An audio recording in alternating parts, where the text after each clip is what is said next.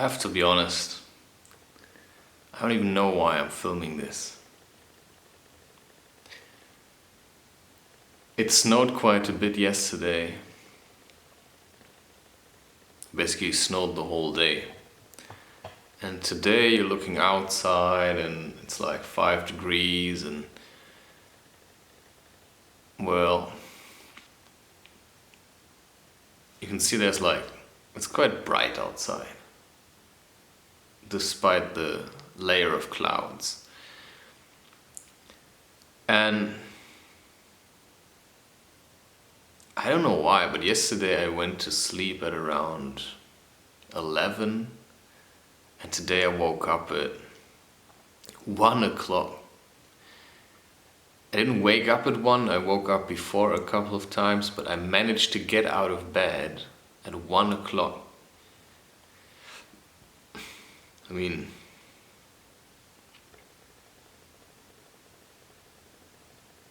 that's quite a bit of sleep, isn't it? It's like 14 hours staying in bed.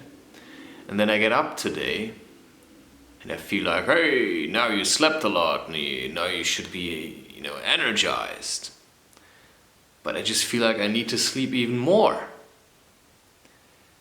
And that's what I feel like a lot recently, that I don't really have the energy to do things unless I do certain things. So often I need this kick to get me going. For example, usually how I used to do that is often I use psychedelics. So that's addictive behavior right there. For example, p.p.p.s. Do like and then it kicks you up and then you can get going. It's like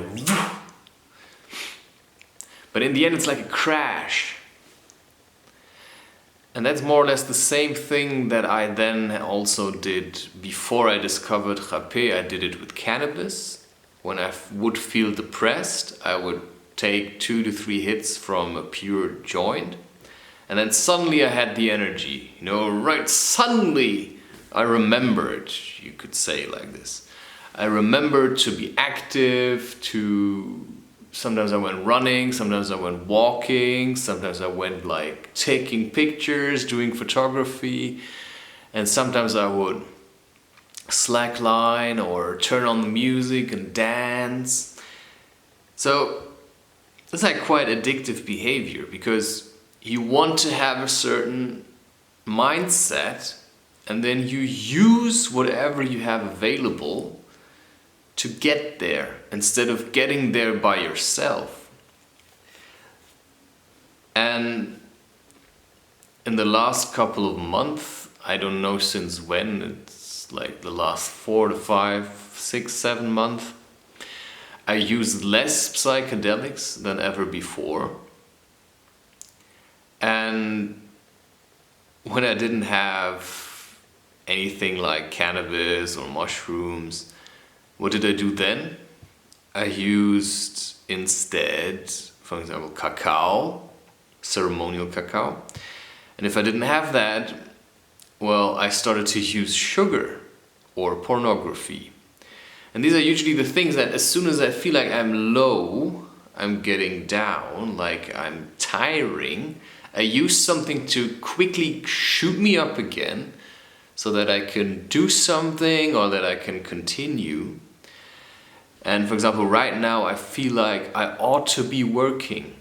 I feel like, I have to do this amazing thing because now I want to do YouTube again. So I have to, give you a lot of stuff, like produce a lot of stuff all at once. So now I have the feeling I want to do another one of these hikes, but I just don't seem to have the energy. And then I'm always wondering, is it that I only tell myself that I don't have the energy? Or is it that I actually don't have the energy available? Or maybe I should just give myself more time until I feel like it. Because maybe, and that's something I've discovered before already, there's like always a certain period of time that you need to prepare for doing something. So I now make the plan. I want to go for a walk and film myself and talk about all kinds of different things. Then I need to work that out. So maybe I should do it tomorrow, because then I had the whole day today to prepare for it. And if it's bad weather, then I'll do it the other day. Or maybe instead of going for a walk, I just do a number of videos at home, instead of just doing the same thing again, because now I've recorded myself hiking. And it's nice, but if I keep doing the same thing all the time, then it loses its value to me and it begins to get boring. And that's something that should be avoided at all costs, because when something starts to bore you, you don't love it as much anymore. And that's why you need to introduce change into your life. It's important to introduce change into your life, whatever that is. And I don't mean changing your partner all the time. No, it's changing little things so that you don't get hooked on the same method over and over again. It's like I feel like drinking coffee again now, but only because I feel like I have to do something extraordinary for YouTube. So, and this will get me to overwork myself again, because today I feel vulnerable. I feel vulnerable, and that's my emotional state. So I can't change that right now. It's just there. It's like a feeling of kind of depression. But also because now I didn't eat sugar yet today, because I said I don't want to anymore. So you look at what is the energy or the feeling of the day, and then you adjust what you're going to do to that feeling. Because today I feel like if I would go for a walk now, it would feel like a drag. I would be dragging myself along just to have done it. And that would mean in the end I would probably sit here and feel miserable, while now I can preserve my energy, because what I really want to do today is also probably continue writing my book, Love As You Can. And I realized yesterday I was overworking myself, and that's why I went to bed, because I just was pouring all that negativity that I was feeling, because I was, you have like a balance. And if you're spending more energy than you have, then you're going to be negative. So you have to,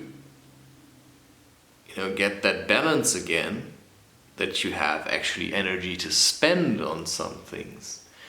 And if you just keep drinking coffee, it will push you to keep going and going and going. But your sleep will be less deep, and you will be more anxious in general. And yeah, it's that mindset that we are having today. You always have to go bigger, better, faster, more. It's basically greed. I mean, it would be greed that would be leading me to do another one of these walks today, simply because then I can say to myself, oh, look at what you did today, how amazing. And now I'm maybe only looking towards having done like 5 videos instead of 30. But maybe they just have also more quality. But that of course takes more time again. And that's something that I feel like, okay, if you want to do 1 video per day, you have to produce like a couple of videos every day, but then you're also working ahead. Like if I produce 5 today, I don't have to do anything for the next 5 days, and I can schedule them ahead. And then when I have the energy to do one of these walks, I can actually do maybe 20 to 30 videos in one go. But I can't do that every day because that would be ridiculous. But I can just do at least a video each day. Even if it is, because then I don't lose a day ever. Because then it is, you see what I'm talking about, it's like planning, thinking about it. I just was laying on the couch for 10 to 20 minutes, pondering, constantly thinking about how do I want to do it. So I was imagining in my head how I could do it, and then I found a solution, which is I actually don't want to leave the house today. At least not right now. Maybe I will do that later. But right now I need to maybe just digest and just get this stuff off my chest so I can then do something else. And I don't want to make these videos overly long. But yeah, maybe there's still something to be said here.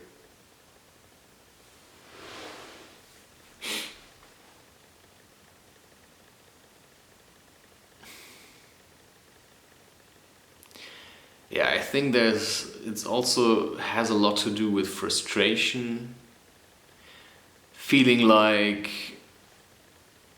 there should be more people following me or something, and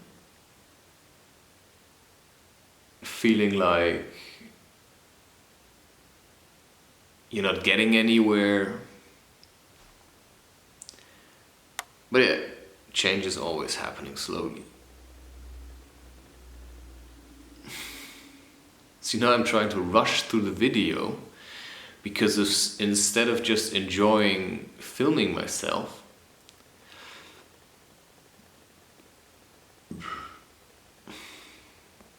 I'm actually more concerned about the amount of videos I make rather than the fact, so I'm more looking for quantity now than for quality. And that's something I've done also with books. If I get anxious and I live in this world of fear, like, oh, I have to do more and more and, harder and better, then whatever I'm doing really loses its value. And then I can shoot out 10 books a month. But it's also going to have an impact on the quality. And they're going to be shorter.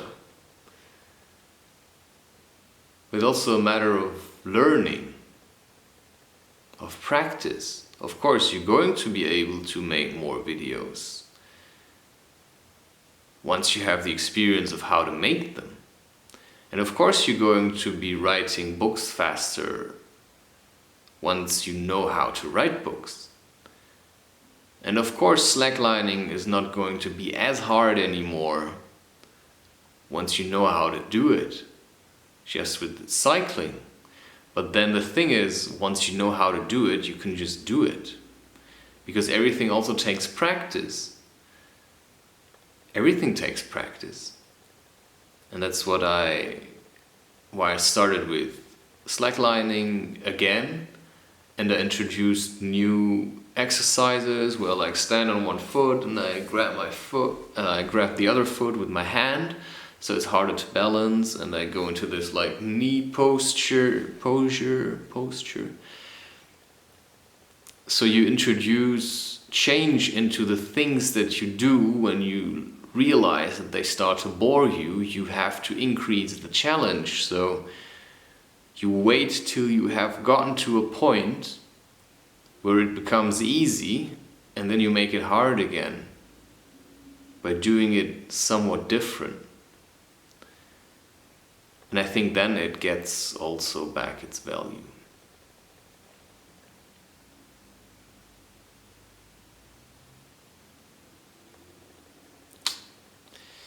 Yeah, something like that.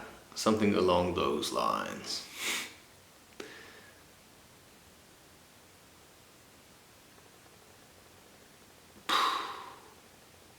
Anyway, it's just a matter of,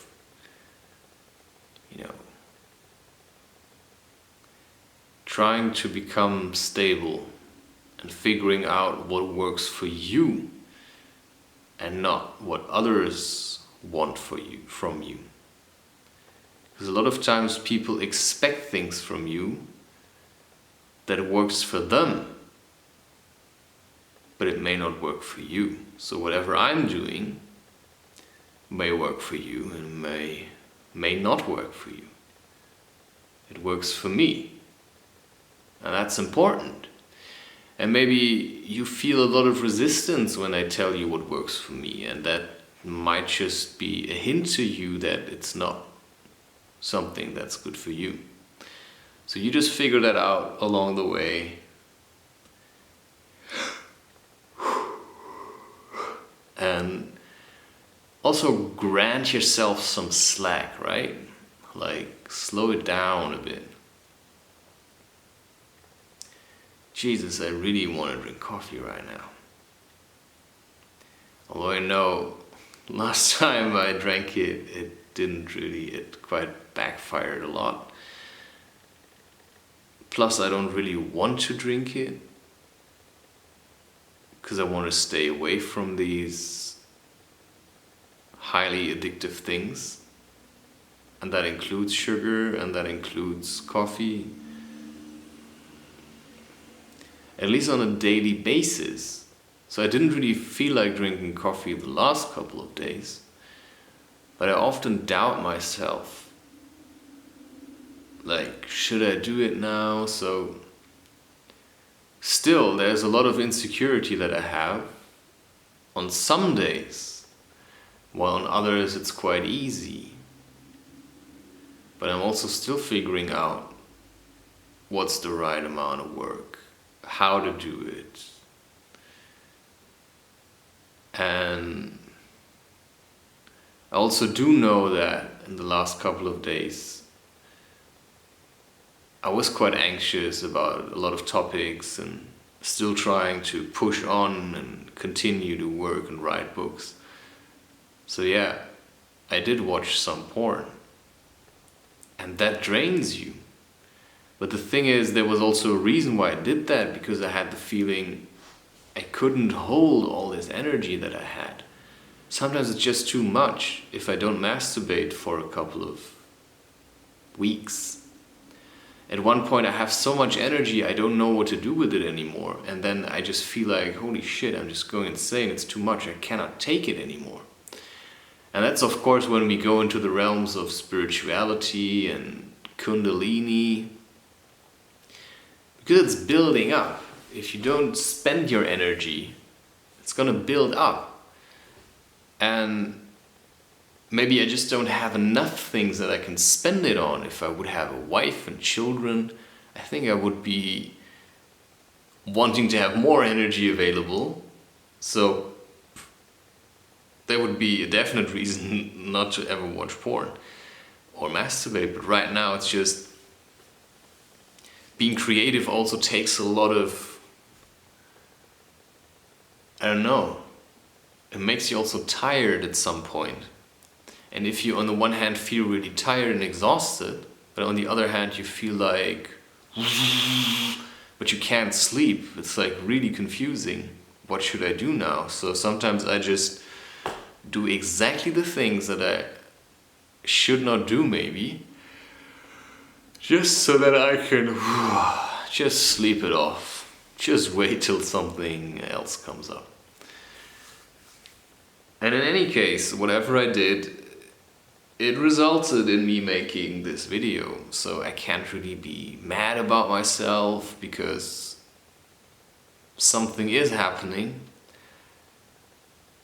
And I just adapt to the feeling that I have every day and then just try to make the best decision according to my feeling. And that's tough. It's tough.